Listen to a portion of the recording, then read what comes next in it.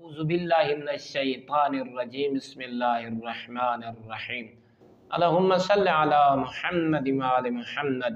مومنین مسلمین، وہ دو کون ہستیاں ہیں جو مقدر کی معراج پہ فائز ہیں، جن سے رسول اللہ بہت زیادہ محبت کرتے ہیں اور اللہ کی بارگاہ میں ان کی محبت کے قصیدے پڑھتے ہوئے نظر آتے ہیں۔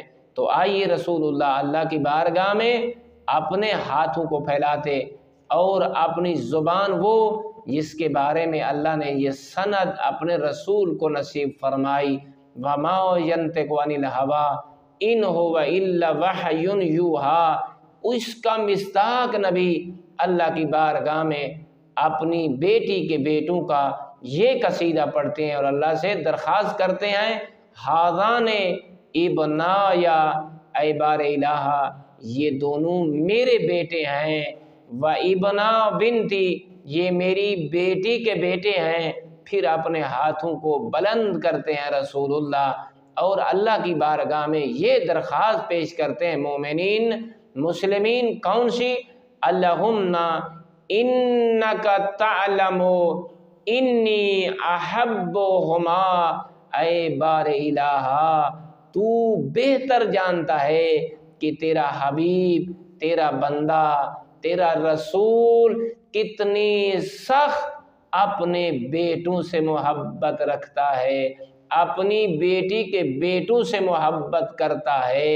پھر ساتھ فرمایا فَأَحَبَّهُمَا، بار الہ تیرا رسول، تیرا حبیب، تیرا بندہ تجھ سے یہ چاہتا ہے کہ تو بھی حسن سے محبت رکھ، حسین سے محبت رکھ، کیونکہ تیرا بندہ حبیب ان سے سخت محبت رکھتا ہے۔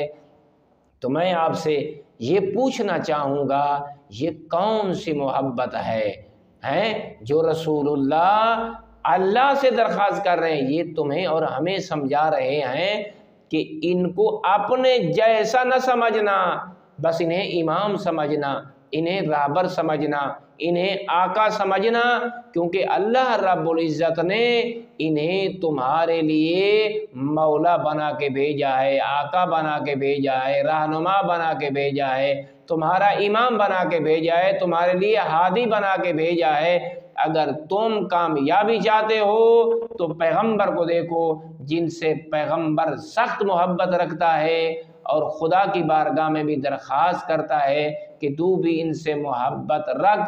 ان کی محبت دراصل جنت ہے، ان کی محبت دراصل نماز و روزہ، حج و زکوٰۃ و خمس و جہاد، تولی و تبرع، امر بالمعروف نہی عن المنکر کے کامیاب ہونے کی دلیل ہے۔ والحمد للہ رب العالمین۔